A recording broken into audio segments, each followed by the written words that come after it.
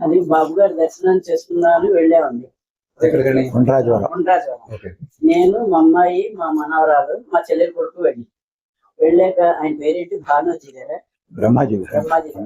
బ్రహ్మాజీ గారు అక్కడికి వెళ్ళంగానే ఆయన అడిగాం, ఏమండి బాబు గారు పెడతారా అంటే పెద్ద అరుగు ఉంది, అరుగు దగ్గర నుంచుంటే కనుక ఇక్కడికి వచ్చి ఇటు నుంచి ఇలా ఆ ఇంట్లోంచి ఇంట్లో కడతారంటే బాబు గారు అని చెప్పారు. సరే అయితే అక్కడ నుంచున్నా ఎంతసేపటికి పెడతారేమో అని వెళ్ళలేదండి. ఒక 5 నిమిషాలు 10 నిమిషాలు అయ్యాక ఎవరైనా బ్రహ్మాజీ గారు పేరు ఆ బ్రహ్మాజీ గారు ఏం చేశారు, ఆయన వచ్చారు బయటకు. ఎవరు కావాలండి అన్నారు. ఇలా బాబు గారి దర్శనం గురించి వచ్చారంటే ఆయన రారండి, చూడరు ఎవరిని, మీరు వెళ్ళిపోండి అని చెప్పారు. కాదండి ఆయన ఒక్కసారి అలా చూసేసి వెళ్ళిపోతాం, మేము ఏమీ అడగం అనుకోండి అని. అంటే ఏం కాదమ్మా, ఆయన ఎంతసేపు అయినా రారు, మీకు దర్శనం, మీరు వెళ్ళిపోండి అని అనగానే మా అమ్మాయిను మా చెల్లెలు కొడుకు ఉన్నారు, వాడు వెళ్ళిపోదలే కదమ్మా అని కాదు మా అమ్మాయి.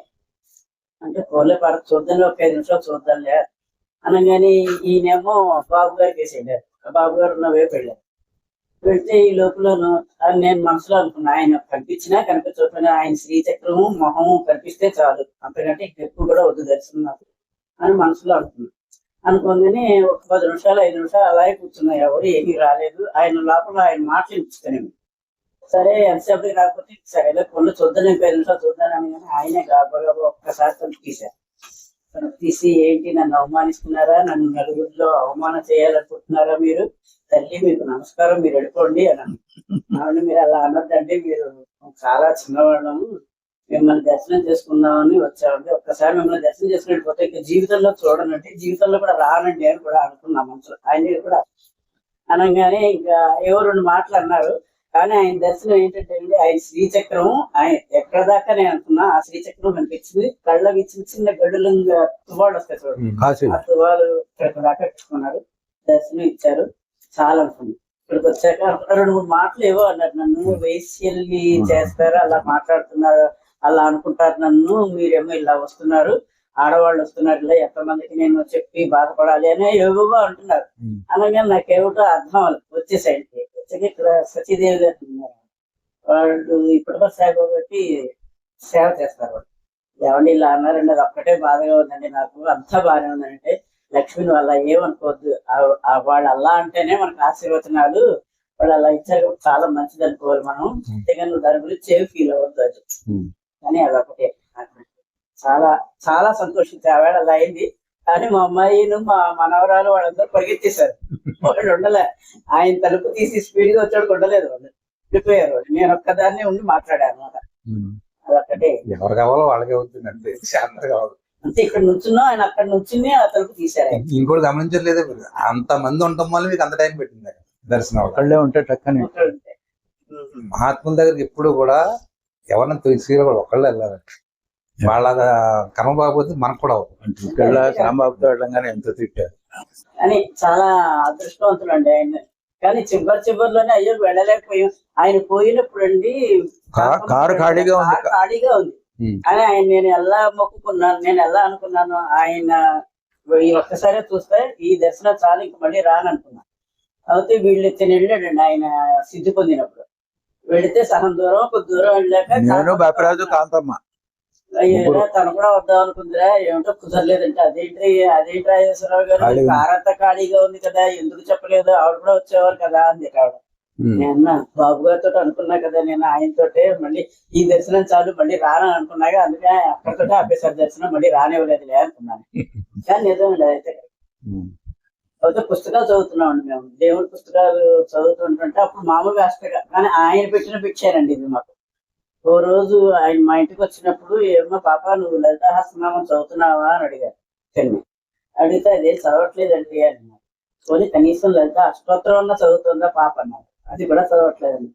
ఆ తర్వాత నుంచి చదవడం వచ్చేయండి కాస్త. లలితాసహస్రనామం ఏంటి, పూజలకి వాటికి సౌందర్య లహరి, శివానంద లహరి, నారాయణీయం, దేవి నారాయణీయం, సుందరకాండ, ఇవన్నీ చదవడానికి ఆయన ద్వారా ఆయన పెట్టిన భిక్ష ఇవన్నీ. అలా నేర్చుకుని కష్ట వెళుతూ ఉంటాను. ఇక వాడే అమీర్పేటలో దొరకకూడదు నేను, అదే చెప్పాను. సౌందర్య లహరి పొద్దున అమీర్పేట అమ్మవారి ఆలయంలో వీళ్ళంతా సౌందర్యలహరి చదివచ్చారు.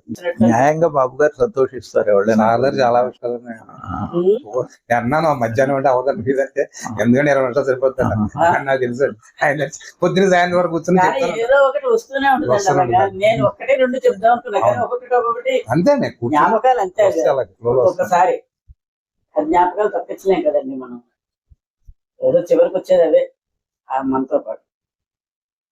కానీ వీరు ఇలా వచ్చి మమ్మల్ని ఇంటర్వ్యూ తీసుకుని చాలా ఇచ్చేసారు. చాలా మంచి నేను ఇవన్నీ అవుతుందా అవుదా అని అనుకున్నానండి. నాకు ఎందుకంటే కాస్త చెప్పాక కాంతమ్మ మోడల్లో నాకు కూడా కాస్త అంత సరే హే బాబు గారు ఆయన ఉద్దేశం అయి ఉంటుంది, అదే అయి ఉంటుందిలే ఆయన ఇదే. కానీ మా నాన్నగారికి కూడా నమ్మకం తక్కువ. బాబు గారు అంటే మా నాన్నగారికి నమ్మకం తక్కువ. మా అమ్మగారికి చాలా ఇష్టం నమ్మకం బాబు గారు. మా మావయ్యని కౌన్సిలర్ అనేవారు బాబు గారు. కౌన్సిలర్ మీ మావ అనేవారు. అయితే మా నాన్నను మా అమ్మ ఏదో భద్రాచలము ఎక్కడికో వెళ్ళారు. భద్రాచలం పట్టాభిషేక మహోత్సవానికి వెళ్ళారు రాములు వారు. వెళితేనండి మా అమ్మ బాబు గారిని చూసి దండం పెట్టుకుంది. బాబు గారు వచ్చారండి, బాబు గారు వెళ్తున్నారు దండం పెట్టుకోండి నమ్మన్నాడు. మా నాన్నతో చెప్పింది, నీకన్నీ ఇవే ఆలోచనలు, బాబు గారు లేరు, ఏం లేరు, ఏం కాదు, ఎవరు లేరు అన్నారు. కాదండి అదిగోండి అడుగు పెడుతున్నారండి బాబు గారు దండం పెట్టుకుంటే మా అప్పుడు కనిపించలేదు. మా అమ్మకే కనిపించారు. ఇందులో 2 విషయాలు ఉన్నాయి. బాబు గారు సేమ్ మా అత్తయ్య అన్నట్టుగా అని ఏడ్రా అనేవారు. మనం అలా అనకమ్మా, బాబు గారు అడుగుతున్నారు. ఎందుకంటున్నా అంటే అండి, ప్రతి చిన్న విషయం ఆయన నోటీస్ లోకి వెళ్లకుండా ఉండదు. చెప్పా కదండి, ప్రతి చిన్న ఎవళ్ళు ఏమనుకుంటున్నారు అది అలాగే చెప్పేవారు. త్రికాల వేదనంగానే క్రితం జన్మ, ఈ జన్మ, వచ్చే జన్మ 3 జన్మలు తెలుసున్నవాళ్ళు త్రికాల వేదులు అంటే వాళ్ళు. మా ఇంటి సుబ్బమ్మ గారు ఉండేదండి, వాళ్ళ ఇంటికి వచ్చేవారు. పిచ్చయ్య మాస్టారు సుబ్బమ్మ చెప్పాక పిచ్చయ్య మాస్టర్ నాకు అదే ఆశ్చర్యం అనిపిస్తుంది. ఇంట్లో అన్నం అన్ని అయిపోయాక అందరికీ అయిపోయాక గిన్నె కడిగేసి పెట్టేస్తారు. ఆ విషయం చెబుతా.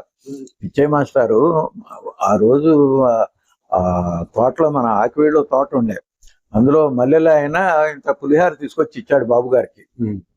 ఈయన మా చాదస్తుడు పిచ్చయ్య మాస్టారు నన్ను అడిగాడు, రాజా మరి ఆయన పులిహార తెచ్చాడు కదా బాబు గారు, మన ఇంటికి భోజనానికి వస్తారా అని. వస్తా అని చెప్పారా లేదా అని. ఏం అనలేదండి అన్న.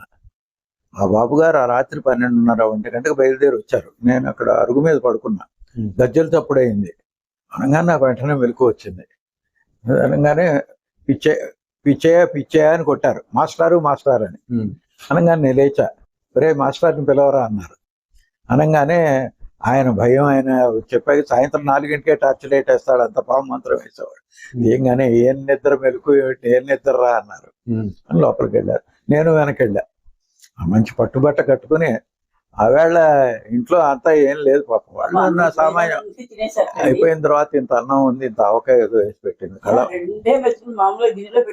కళ్ళమని నీళ్ళు పెట్టుకుంది సుబ్బమ్మ ఏమన్నా కొంచెం అన్నం పెడతావా, ఆకలి వేస్తుంది అన్నట్టు అనగానే పాపం వాడు కళ్ళమని నీళ్ళు వచ్చేసరికి ఏమీ లేవు. అన్నంలో చూస్తే ఏంటో వండుతాడు, నువ్వు ఏమీ వండదు, నీ నీళ్ళు ఏది ఉందో అది పెట్టు చాలు. ఉంటే అన్నం ఉంటే ఆ అన్నం తీసి కలిపి పెట్టింటాను. బాధపడింది, మేము ఇన్ని వేసుకు తింటున్నాం, చాలా పెద్ద మీకు పెట్టడానికి లేకపోయిందని. నాకు అదే ఎంతసేపు పిచ్చయ్య మాస్టర్ శివుడు అంటూ ఉండేవారు, బాబు గారు రాముడు అంటూ ఉండేవారు. నేను ఆశ్చర్యపోయేవాడిని. తర్వాత బాబు గారి తర్వాత అక్కడ శివాలయం శివలింగం ఏ పెట్టారు అంటే నాకు ఆశ్చర్యం. ఇప్పటికీ ఎప్పుడు మా రాముడు అనేవారు బాబు గారు నవ్వుతూ. అలాగే ఈయన శివాలయం అనగానే శివుడు అనగానే అదే శంకరాచార్య భజగోవిందం అని మూఢమతే అని చెప్పి అనేవారు. భజగోవిందం అనేవారు. ఆయన కూడా మరి రాముల వారు అనేవారు బాబు గారు. కొన్ని ఆశ్చర్యాలు. వెళ్ళాను నేను లోపలికి. వెళ్ళినప్పుడు బాబు గారు వచ్చారు. నాన్న ఎరా ఎలా ఉన్నారు, వస్తున్నా అన్నారు. అనగానే స్నానం చేసి వచ్చి ఒక ఫోటోకి పూలు వేసేవారు. ఆ ఫోటో చూపెడతా, ఇంట్లో ఉంది. ఆ ఫోటోకే వేసేవారు బాబు గారు. అంటే మరి అప్పుడు రియలైజేషన్ వచ్చిందో ఏమిటో తెలియదు కానీ ఇది ఈ ఫోటో అండి. ఇది పద్ధతి. ఆయన ఫోటో ఇది ఆయనదే. ఆ ఫోటోకే పూలు వేసేవారు బాబు గారు. ఇంత ఫోటో ఉండేది ఆ కాంతమ్మ గారి ఇంట్లో. స్నానం చేసి వచ్చి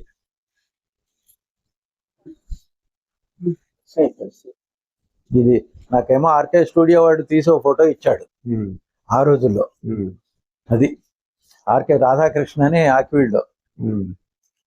అది